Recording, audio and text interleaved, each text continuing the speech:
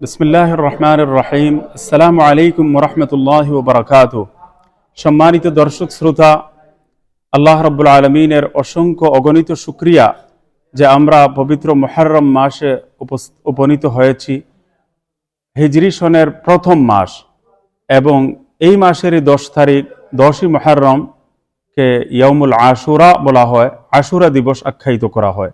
এই আশুরার দিন অতীব ফজিলতপূর্ণ একটা দিন। পুরো মুহররম মাসকে কেন্দ্র করেই অনেকগুলো দিক মুসলমানদের সামনে চলে আসে। এই সনকে বলা হয় হিজরি সন। এবার শুরু হয়েছে 1447 হিজরি সন, 1446 হিজরি সন কমপ্লিট হয়েছে, সমাপ্ত হয়েছে এবং 1447 সন আরম্ভ হয়েছে হিজরি সন। তো মুহররম মাস যখনই আসে তখন প্রথম কথা আমাদের হিজরি সনের কথা মনে পড়ে যায়। প্রিয় নবী হযরত মুহাম্মদুর রাসূলুল্লাহ সাল্লাল্লাহু আলাইহি ওয়াসাল্লামের পবিত্র হিজরতের ঘটনাকে কেন্দ্র করে হিজরি সনের সূত্রপাত হয়েছে। সৈয়দনা ফারুক আজম হযরত উমর রাদিয়াল্লাহু তাআলা আনহুর শাসনামলে প্রায় 16-17 বছর পর এই মুসলমানদের ক্যালেন্ডার তৈরির যখন প্রয়োজন খুব তীব্রভাবে দেখা দিল, তখন হিজরি সন প্রবর্তন করা হয়, ইসলামিক ক্যালেন্ডার তৈরি করা হয়। তো হিজরি সনের মাধ্যমে হিজরতের ঘটনা একদিকে মনে পড়ে যায়, আর একই সাথে আমরা দেখতে পাই সকল পূর্ববর্তী নবীগণ কঠিন হিজরত করেছেন। এক দেশ থেকে দেশ ছাড়া হয়েছেন, এক দেশ থেকে আরেক দেশে চলে গিয়েছেন দ্বীনের জন্য, আল্লাহর জন্য, আল্লাহ তাআলার তাওহীদের আকীদাকে প্রতিষ্ঠিত করার জন্য, আল্লাহর ভালোবাসার পরীক্ষায় উত্তীর্ণ হওয়ার জন্য। তাদেরকে অনেক বাধার সম্মুখীন হতে হয়েছে, বিপরীতমুখী পরিবেশের সম্মুখীন হতে হয়েছে।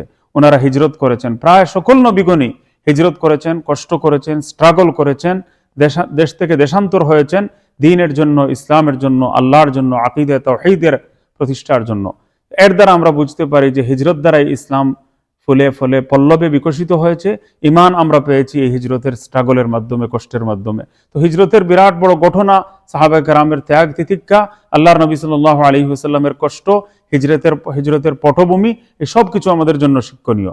একই সাথে এই মুহররম মাস যেখানে হিজরতের ঘটনাকে স্মরণ করিয়ে দেয়, আল্লাহর নবী সাল্লাল্লাহু আলাইহি ওয়াসাল্লাম এই মাসের অনেক তাৎপর্য বর্ণনা করেছেন। হাদিসের মধ্যে তো অন্তত হযরত মুসা আলাইহিস সালামের ঘটনা, ফেরাউনকে আল্লাহ ধ্বংস করেছেন, হযরত মুসা আলাইহিস সালামকে শত শত বছরের ফেরাউনের জুলুম থেকে নাজাত দান করেছেন, এই কথাগুলো হাদিসের মধ্যে উল্লেখ করা হয়েছে। হযরত নূহ আলাইহিস সালাতু ওয়াস সালামের এই বন্যা থেকে আল্লাহ তাআলা মুক্তি দান করেছিলেন। যদি পাহাড়ে তার কশতি এবং নৌকা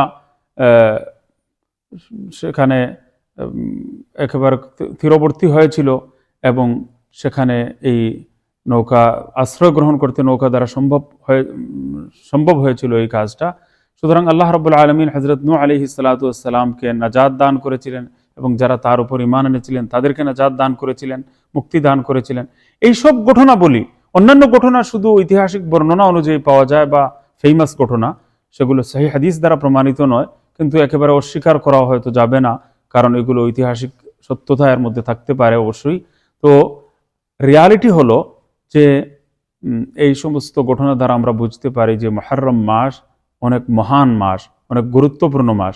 আর হাদিসের ভাষায় এটাকে বলা হয়েছে যে শাহরুল্লাহ, আল্লাহর মাস।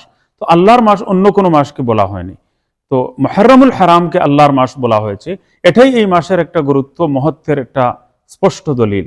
দ্বিতীয় কথা, এটা হলো আশহুরে হুরুম, এই 4 সম্মানিত মাস, মিনহা আরবাআতুন হুরুম, কোরআন শরীফের মধ্যে বলা হয়েছে ইন্না ইদ্দাতাশ শুহুরি ইনদাল্লাহি 12 শাহরা ইয়াওমা খালাকাস সামাওয়াতি ওয়াল আরদ,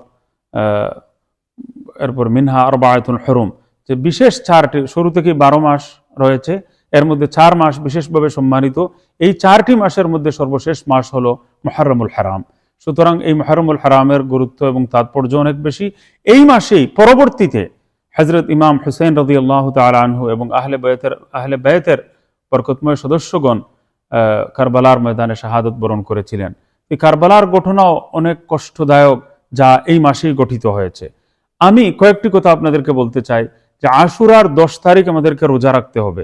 এই রোজা রাখাটা শুরুতে ফরজ ছিল, কিন্তু রমাদানের রোজা ফরজ হওয়ার পরে এটাকে আর ফরজ রাখা হয়নি, এটাকে নফল বানিয়ে দেওয়া হয়েছে। কিন্তু নফল রোজাগুলোর মধ্যে শ্রেষ্ঠতম রোজা হলো 10ই মুহররম অর্থাৎ আশুরার রোজা, যে সম্পর্কে হাদিসের মধ্যে বলা হয়েছে সিয়ামু ইয়াউমি আশুরা ইন্নী আহতাসিবু আলাল্লাহ আন ইউকাফিরা আস-সানাতা আল্লাতী ক্বাবলা। আল্লাহর নবী সাল্লাল্লাহু আলাইহি ওয়াসাল্লাম বলছেন, আমি আল্লাহর দরবারে আশাবাদী 10ই মুহররম আশুরার রোজা যদি কেউ রাখেন, বিগত 1 বছরের সকল গুনাহ আল্লাহ মাফ করে দিবেন। উদ্দেশ্য সগীরা গুনাহ বোঝানো উদ্দেশ্য, আর তওবা হয়ে গেলে কবিরা গুনাহ ইনশাআল্লাহ তাআলা আল্লাহ তাআলা মাফ করে দিবেন। তো এইভাবে এই মাসের অপরিসীম গুরুত্ব, এই রোজার গুরুত্ব আল্লাহর নবী সাল্লাল্লাহু আলাইহি ওয়াসাল্লাম ইন্তেকালের আগের বছর বলে গিয়েছিলেন যে আমি যদি আগামী বছর জীবিত থাকি তাহলে এর সঙ্গে আরেকটা রোজা আমি মিলিয়ে নেব। কারণ অন্যান্য কোনো ধর্মীয় সম্প্রদায়ের ধর্মীয় কোনো আমলের সাথে সামঞ্জস্য বিধান থেকে বিরত থাকাও ইসলামিক কালচারের একটা বৈশিষ্ট্য, যে অন্য কোনো ধর্মের ধর্মীয় কালচারের সাথে সামঞ্জস্য বিধান না রাখা, সিমিলারিটি অবলম্বন না করা। এর দ্বারা আমরা একটা শিক্ষা পাই যে প্রিয় নবী সাল্লাল্লাহু আলাইহি ওয়াসাল্লাম অন্য ধর্মাবলম্বীদের সাথে সামঞ্জস্য অবলম্বন থেকে নিজেদেরকে দূরে রাখার একটা শিক্ষা দিয়েছেন। মাথা থেকে নিয়ে পা পর্যন্ত আমাদের যে কালচার, সভ্যতা, কৃষ্টি, সংস্কৃতি, এই সব কিছুতে মুসলমানেরা আজ অন্যদের গোলামে পরিণত হয়ে গেছে।